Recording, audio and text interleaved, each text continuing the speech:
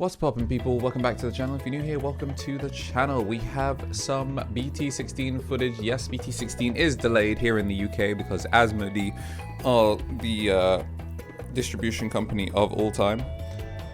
But they can't stop the unstoppable onslaught of the industrial printer. So we got some Proxy locals here. So we're going to be seeing Saf on the hybrid vaccine, not hybrid vaccine, Armour vaccine, and the memory printer enthusiast Shinikari is back with BT16 Imperial. We're not on any super sourced, mega cracked like nonsense right now. This one a little bit more of your more traditional approach to Imperial building, I would say. So I'm going to see the 4-cost Evo for the Chimera just to get the clear on the pillow. Cool stuff on the horizon. Looking forward to BT16 not having sample text written on them, but you know, we are just going to have to wait a little bit, a bit longer. It's so stupid. Gold V to get the clear. A 3-cost Evo, but doesn't matter all that much if you've got the value to do it. Making that Magnet X off of the Awakening. Being able to go over every armor is very, very nice. And now we're just going to see that set up in the back with the Veemon and then the Daiken, just to get him a turboed out Veemon that he can use for DNA fodder. Gonna see the Magnet X swing at security protected, is gonna get the unsuspend and gets the protection. And then we're gonna have the TK burn one out of security. And we are gonna gain back the memory as well, set up nicely because we get the Patamon in the back. 1 memory. How low can you pass him? And looks like we're just going to go for the mem setter there to take out a yellow card from security. And looks like we're going to take out a brand new rookie, get that shuffle going.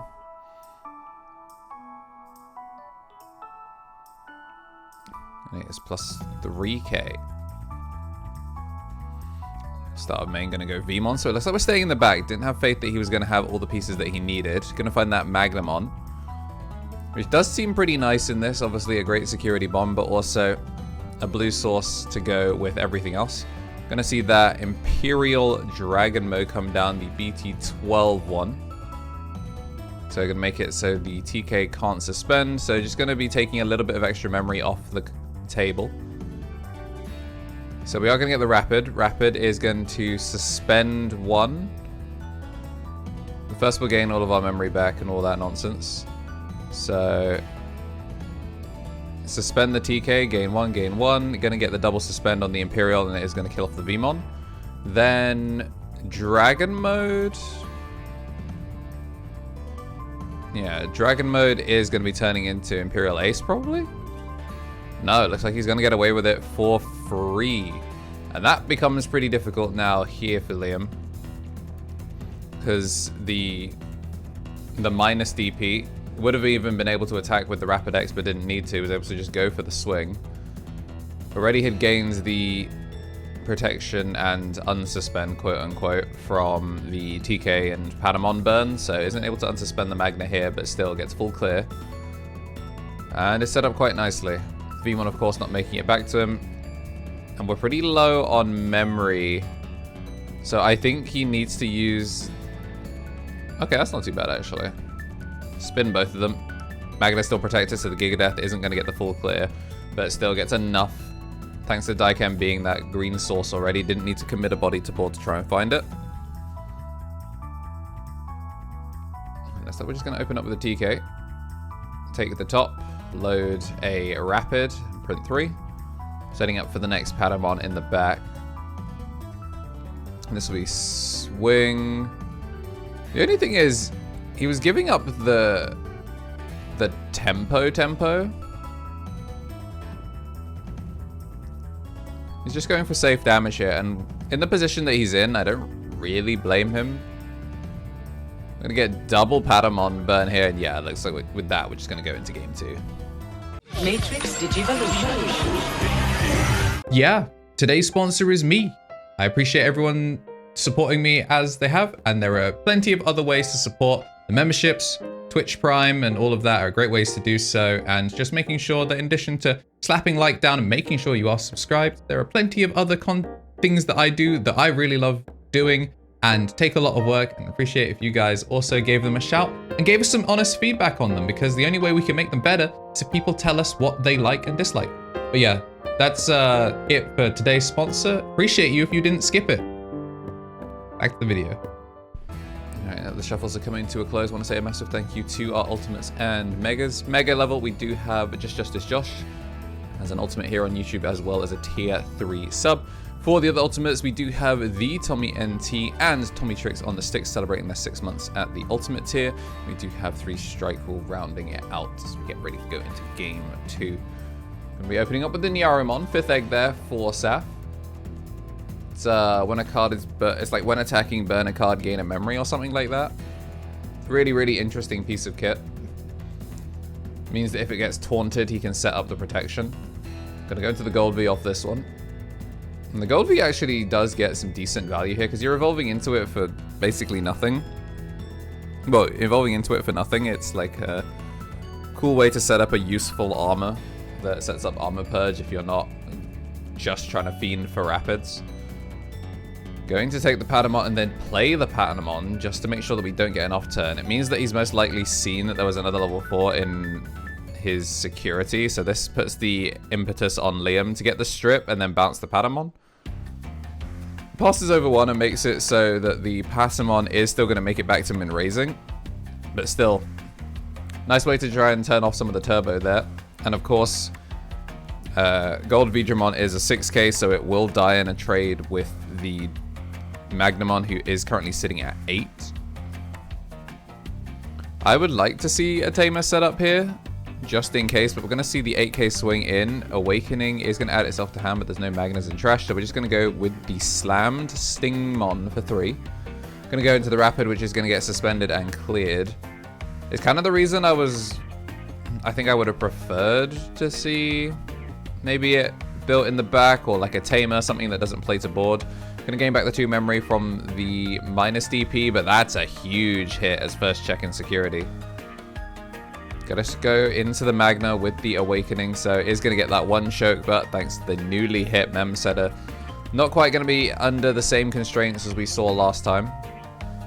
Going to go into the Stingmon this time. It seems that we have another one. We're going to go with the extra option, the DNA. Gets to do it in the same action, which allows him to go into the Imperialdramon, which is going to hit both with the... well, it hit both of them with the Floodgate. But of course, the Magnet is unaffected. So that option basically, it lets you play the missing piece without paying the cost, and then DNA in the same action, which is pretty nice. We're going to lock down the TK just to make sure that we're not getting any extra memory printed. And now if any kooky evos happen, if you use any of those trainings, then the Imperial gets to turn into something special for free. Gonna take out that extra Magnet X, and we are of course getting that security burn. Gonna be choked to 1, go to 3. Davis, first check in security, really has done massive wonders, because Yellow, like Armor Vaccine, does a really, really good job of consistently choking you to 1. The TKs, the Patamons, the everything. The cost matrix is very, very skewed in favor of the armor player.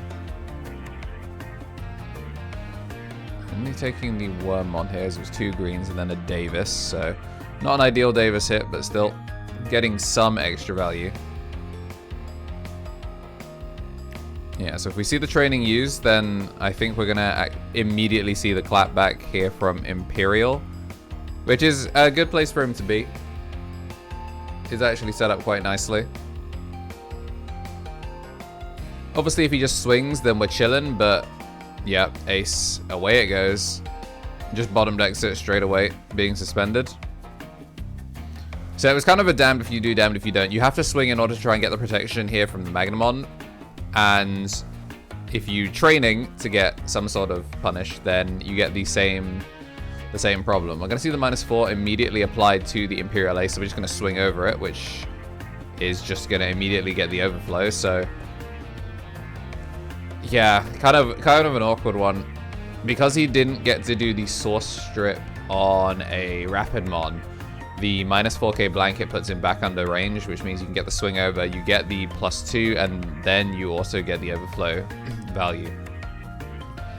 Not sure what the proxy is. The reverse card, I'm assuming it's one of the secrets or something.